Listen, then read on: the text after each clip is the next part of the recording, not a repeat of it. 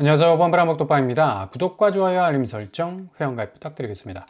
이번 주부터 본격적인 관세 협상이 미국과 한국과의 이 협상 테이블 안에서 진행이 될 것 같은데, 향후 자본시장도 이 결과의 추이에 따라서 대폭 달라질 가능성이 굉장히 많겠죠. 일단 한미 관세 협상의 가늠자가 될 것으로 주목받는 미국과 일본 간의 첫 관세 협상. 이게 어찌 보면 바로메타 작용을 할 가능성이 굉장히 많겠고, 이 트럼프 대통령이 또 폭탄 발언을 했습니다. 대일 무역 적자 제로로 하고 싶다. 그라운드 제로로 가자는 거야. 농산물, 자동차 유역 및 안보 관련 문제에 강한 불만을 제시했다는 그런 소식이 전해졌죠. 야, 진짜 해도 너무한다. 일본이 얼마나 선심성 투자 계획, 마스터 플랜을 미국을 향해서 러브콜을 보내듯이 쏟아냈습니까? 그럼에도 불구하고 미국은 끝까지 이 일본의 바짓가랭이를 잡아내리면서, 아니 무역 적자를 제로로 하고 싶으면 이거 뭐 일본이 전적으로 다 내줘야 한다는 그런 사실인데, 손정희 소프트뱅크 회장이 미국으로 날아가 가지고 AI 산업단지 검토해서 1470조 투자하겠다는 뭐 통 큰 투자 약속하지 않았습니까? 그러니까 일본에 대해서 좀 관세 협상 유리하게 좀 해주십시오 라고 좀 먼저 좀 선의적으로 좀 다가갔었는데, 이게 안 먹혀 들어간 거죠. 그리고 이시바 총리 아닙니까? 미국에 1조 달러 투자 약속을 했는데 돌아오는 건 뭐 강뻥언지밖에 없으니까 뭐 일본 입장에서도 굉장히 황당한 그런 어떤 수순으로 가고 있는 거죠. 뭐 이름 그대로입니다. 지금 일본 입장은 이시바가 지금 상당 부분 뭐 적자제로 요구에 대해서 먹거리 안전 양보는 절대 못하겠다라는 또 일본 나름대로의 어떤 배수진을 딱 치고 있는데, 정말 뭐 총리 이름 그대로 미국을 향해서 뭔가 또 반격의 이 분위기를 고스란히 지금 드러내고 있는데, 지금 일본만이 문제가 아닙니다. 지금 중국과의 어떤 갈등은 거의 뭐 골이 깊어질 대로 깊어져서 이거 협상이 과연 진행될 수 있을까라는 의구심이 생길 정도죠. 미중 협상이 계속해서 지금 늦춰지고 있습니다. 뭐 빠르면 한 4월 말에서 5월 초에 진행이 되지 않을까라는 전망들이 많았지만, 이 트럼프가 맞다이를 까고 싶어 해요. 그래서 시진핑과 1대1로 직접적인 대화를 통해서 협상 테이블 위에서 스스로가 뭐 유리한 고지를 점하고 싶은 그런 어떤 욕심이 가득하죠. 일단 트럼프의 쇼맨십이 상당 부분 뭐 강하게 발동을 하고 있기 때문에 1대1 회담 이외의 모든 다른 어떤 회담 루트는 가지치기를 하고 있다는 얘기입니다. 이런 어떤 상황이 계속적으로 진행이 되면서 미중 간의 어떤 이 관세 무역 분쟁으로 인해서 전체적으로 자본시장은 완전 지금 한쪽으로 기울어져 가고 있습니다. 지금 뭐 코스피, 그 다음에 코스닥 이외에 또 그 모체가 될 수 있는 미국 나스닥, 다우존스, S&P 500 역시도 미국 자본시장의 어떤 이런 휘청거리는 모습 고스란히 한국 시장이 지금 떠안고 있고, 오히려 셀프 불안 요소가 더 미국은 가중되고 있을걸. 일단 트럼프 하면 경제입니다. 그리고 그리고 성장, 무조건 우상향이라는 이미지였는데, 이런 어떤 관세 정책 때문에 지지율이 지금 반대가 55%에 이를 정도로 상당 부분 지금 강력한 어떤 이 후폭풍을 맞고 있는 그런 상태고요. 미 CNBC 방송이 미국인 1000명을 상대로 해서 이 여론조사를 돌렸는데 55%가 지금의 국정 수행을 지지하지 않는다라는 응답이 나왔다는 것도 트럼프 입장에서는 굉장히 충격적인 어떤 결과로 받아들여질 수밖에 없는 거죠. 무엇보다도 경제정책은 불확실성, 그러니까 경제라는 건 일단 심리라는 어떤 기저 안에서 이루어지는 거잖아. 그 기저의 어떤 흐름이 좀 선순환적으로 잘 움직여줘야 그래도 뭔가 경제가 좀 분위기가 으쌰으쌰 하는 분위기가 날 수가 있는데, 불확실성의 지수가 계속적으로 이렇게 높아갈 수밖에 없으니까 침체 국면으로 갈 수밖에 없는 겁니다. 지금 뭐 관세 장벽이 딱 이렇게 뭐 앞문을 막고 있으니까 뭐 어떻게 우회로를 뚫을 여지가 없다는 얘기입니다.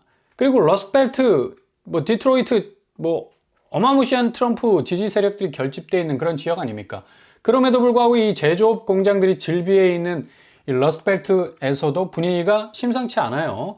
관세 정책으로 말미암아 오히려 미국 쪽 이 제조업체가 더욱더 타격을 받고 있으니까 굉장한 지금 불만이 쌓여가고 있고, 지금 캐나다와의 어떤 관계 속에서 이 캐나다 장수 총리 10년 이상 했죠. 트루도가 전격적으로 사임을 하게 됐는데 이 트럼프가 집권하는 시기에 뭐 캐나다를 조인트를 엄청나게 깠습니다. 51개 주에 좀 편입해주면 관세 유예해줄게, 아니 관세로부터 자유롭게 해줄게 라는 어떤 그런 조롱 섞인 말까지 던졌었는데 그만큼 트루도가 거의 절벽에 몰렸었죠. 당시에 지지율 폭락했고 뭐 경제 완전 때려 먹었고 그 정도로 뭐 휘청휘청거리는 어떤 모습 속에서 결국 트루도가 사임을 하게 됐는데, 이거 결국에 가서는 이런 트럼프의 공격적인 어떤 관세 정책이 뭐 가장 우방이었던 캐나다와의 어떤 관계도 좀 소원하게 지금 만들고 있는 것 같고요. 지금 캐나다가 문제가 뭐냐면 GDP가 1982년부터 계속 침체 일로를 걸어왔어. 그러니까 인구가 갑자기 불어났는데 이민자가 너무 많았던 거죠. 2023년에만 127만 명, 3.2%가 더욱더 늘어나게 되고요. 트루도 정권의 가장 어떤 기저의 지지 세력들이었죠, 이민자들. 그래서 더욱더 개방적이고 캐나다의 문을 또 활짝 열어젖히는 그런 어떤 이 정책을 계속해서 취해왔는데 오히려 이게 자충수가 돼가지고 결국 캐나다의 어떤 자국민의 먹거리 파이가 줄어들면서 GDP까지도 거의 땅바닥에 내리꽂힐 정도로 추락하게 되는 그런 엄청난 지금 이 임팩트, 충격을 경험하면서 이제 총리까지도 교체가 되는 그런 수순으로 가고 있다는 얘기입니다. 카니 총리로 이번에 이제 캐나다 총리가 바뀌게 됐는데 거의 뭐 캐나다 입장에서는 지금 완전히 나락간 경제를 다시 불러일으키기 위해서 좀 밑불을 확실하게 좀 살리기 위해서 엄청난 지금 노력을 하고 있는데, 관세 자체를 지금 자동차 부분에 있어서 캐나다에서 생산하면 완전히 없애주겠다라는 그런 어떤 파격적인 어떤 공약도 내세우고 있습니다. 그만큼 지금 캐나다가 갈 길이 멀다. 이처럼 지금 관세 정책으로 해서 캐나다뿐만 아니라 유럽 전역으로 경제 분야에서는 굉장한 어떤 침체기를 맞이할 수밖에 없다는 그런 어떤 공포감이 확산이 되어가고 있고요. 뭐 전적으로 IMF 총재가 새 경제 전망 눈에 띄게 하향세로 가고 있다라고 지금 이 폭탄 발언을 했는데, 리세션 침체는 아니라고 하지만 뭐 눈에 띄는 어떤 경기 하향 효과를 계속해서 지금 관세 정책이 불러오고 있다라고 말을 하고 있고요. 게오르기에바 IMF 총재는 최근 경제 상황을 보면 대공황 전 상황을 지금 연상케 한다라는 말을 낼 정도로 상당히 지금 IMF에서도 지금 기민하게 움직이고 있는 걸 볼 수가 있습니다. 이렇게 된다면 결국에 가서는 지금 한국 경제 자체의 가장 기저에 그 자산 가치를 떠받들고 있는 부동산 시장이 이런 어떤 대외적인 어떤 이 엄청난 변수 앞에서 거의 무방비 상태로 서 있을 수밖에 없는 아파트 시장, 부동산 시장이 굉장한 타격을 받을 것으로 예상이 되고요.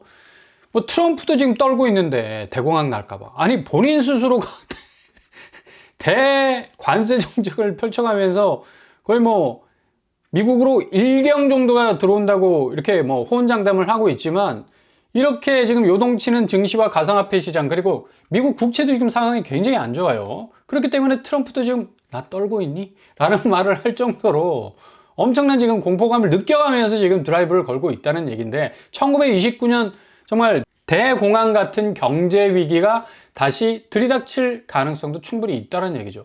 지금 미국 국채가 문제인 게 뭐냐면, 미국 증시가 빠지면 비교적 안전자산인 미국 국채로 자본이 몰려야 되는데 이게 지금 유럽 쪽으로 빠져나가고 일본 쪽으로 빠져나간다는 얘기예요. 엔화와 유로화 쪽으로.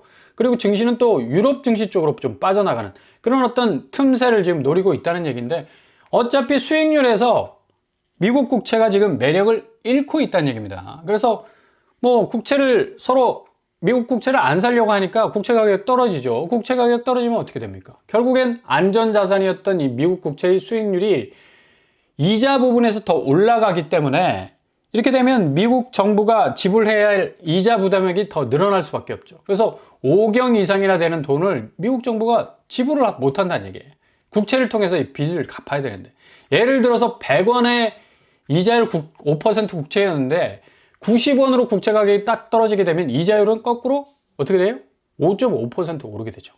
그래서 국채 가격과 국채 금리는 거꾸로 움직이는 거예요.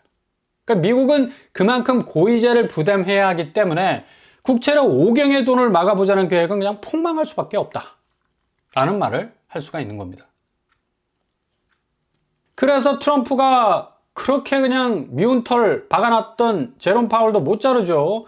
파월이 굉장히 냉정한 시선으로 지금 시장을 바라보고 있거든요. 그래서 뭐 인플레 그리고 물가, 고용 전반적으로 진단을 하면서 상당히 지금 미국 기준금리를 잘 조율을 하고 있는 상황에서 기준금리 계속 내리라고 조인트를 까고 있지만 이거 파월도 이런 어떤 갈등 속에서 내보내게 되면 스스로를 컨트롤을 못하게 된다는 얘기예요. 결국에 가서는 자충수가 돼가지고 미국의 어떤 브랜드에 깔려 죽게 생겼다는 얘기예요. 그러니까 대공황 사태가 충분히 일어날 수 있다. 왜? 그 전력이 있으니까. 똑같은 관세 정책으로 인해서 스무트 홀리법에 의해서 완전히 미국 경제가 1929년도에 날아갔잖아. 대공황 상태가 오게 된 건데 지금 고스란히 이게 지금 재현이 되고 있다는 얘기죠.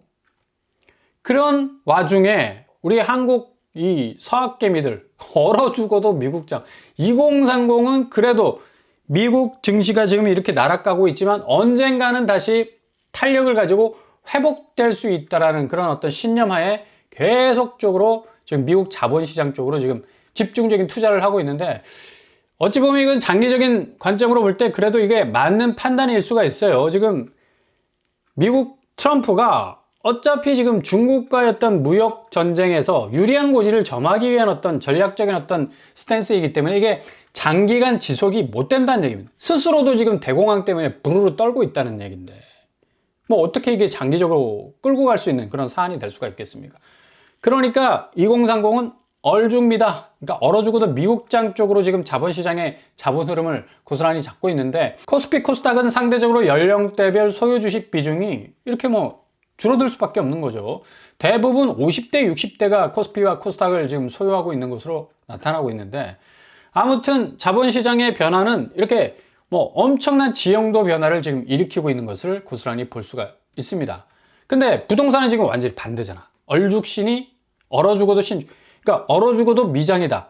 얼어 죽어도 신축은 주춤하다는 얘기. 그러니까 토구역과 대출 규제 강화의 신축 나홀로 지금 하락을 하고 있는데 서울 5년 이하의 집값이 0.53% 지금 빠지고 있습니다. 그만큼 수익률이 떨어진다는 얘기죠. 그러니까 2030이 미장에 계속적으로 자본의 줄을 댄다는 얘기는 언젠가는 지금 날아가고 있지만 이후에 다시 획기적인 어떤 반등세를 탈 것을 지금 확신하고 있는 거고 지금 부동산 시장은 그렇지 못하다는 얘기. 지금 악성 미분양이 11년 5개월 만에 최대를 지금 찍고 있고요. 국토교통부에 따르면 건물 다 짓고도 팔리지 않은 중공업 미분양이 뭐 2월 말 기준으로 23,722가구, 전년 동기 대비 11,867가구, 그러니까 99.9% 거의 100% 증가를 하고 있는 그런 추세죠. 그러니까 얼죽미에 상반되는 얼죽신이 고스란히 날아가고 있다는 얘기는 앞으로 부동산 시장의 자본의 흐름이 꽤 좋지 못하다라는 예측을 충분히 할 수가 있다는 얘기죠. 그러니까 이런 의미에서 많은 사람들이 지금 뭐 무순위 집집이나 공공분양에 집중할 수밖에 없는 건 기본적으로 지금 여기 세종에서 나온 무순위 집단지 가격만 보세요. 2억 8천밖에 안 해. 그러니까 이게 10년 전 분양가에 거의 해당하는 분양가이기 때문에 여기에 많은 사람들이 몰릴 수밖에 없는 거죠. 그리고 뭐 양주에서 나오는 조금 경기 북부권에 있는 그 입지적으로 조금 떨어져 있는 그런 위치라 할지라도 2억 원에 또 이렇게 뭐 분양가가 나오고 있고 그리고 지금 김포에서 나온 또 무슨 이 집단지도 3억 5천밖에 안 해. 그러니까 이렇게 2억 3억 정도 되는 이 분양가라면 어느 정도 접근성이 있다는 얘기죠. 그리고 뭐 송파권 생활권이라 할 수 있는 하남교산도 지금 4억대 이 공공분양이 나왔습니다. 이렇다 보니까 굳이 뭐 10억 넘어가고 15억, 20억대는 아파트 잡을 이유가 없다니 그 남는 돈 차라리 미국 증시에 투자하겠다라는 그런 어떤 이 스탠스로 변화가 되고 있다는 얘기인데 결국에 가서는 전체적으로 지금 고금리 상황 속에서 남의 돈 끌어다가 집을 산다는 건 정말 인생 폭망할 수 있는 위기를 불러올 수 있다는 그 위기감이 폭증하고 있다는 얘기. 카드론 여신이 지금 뭐 거의 15% 지금 넘어가고 있잖아요. 그러니까 11월 6%를 넘어서는 뭐 급등세로 지금 가고 있다는 얘기인데 그만큼 고금리 상황이 지금 부동산 시장의 발목을 꽉 잡고 있다는 얘기입니다. 인천 같은 경우는 거의 뭐 반토막 나는 거 뭐 비일비재하고요. 힐스테이트 레이크 송도는 뭐 12억에서 6억 정확하게 반토막이 나가고 있습니다. 그리고 경기도 역시도 지금 아주 심각한 상황으로 지금 흐르고 있죠. 14억, 7억. 여기도 거의 뭐 반토막이에요. 의왕시, 남양주시, 성남시, 고양시 등등에서 경기도권 집값이 굉장히 심상치가 않죠. 이런 영향 고스란히 받을 수밖에 없는 건 서울입니다. 서울도 역시 서대문구, 송파구, 강남구, 영등포구, 양천구, 노원구 등등에서 한 달 상간의 거래를 보더라도 상당히 떨어지는 파이의 폭이 커지고 있다는 걸 알 수가 있습니다. 이렇게 되다 보니까 지금 건설사는 IMF 때보다 더 심각하다는 어떤 위기감을 느끼고 있는 거고, 실제로 IMF는 한국 부동산에 대해서 계속적인 경고성 발언을 내고 있습니다. 불확실성이 높고 하방 리스크가 우세한 것으로 지금 평가가 되고 있는 이 한국 경제의 기저의 근간의 그 모습을 부동산이 고스란히 떠안을 수밖에 없다라는 부정적인 어떤 평가를 계속해서 내리고 있다는 얘기죠. 그만큼 지금 IMF가 세계 경제의 대공황이 올 수도 있겠다라는 전망, 불안한 전망까지도 나오고 있는 이 상황에서 한국의 전통적인 자산시장 굉장히 흔들거리는 대조정기를 맞을 가능성 어느 때보다도 높다고 할 수 있겠습니다.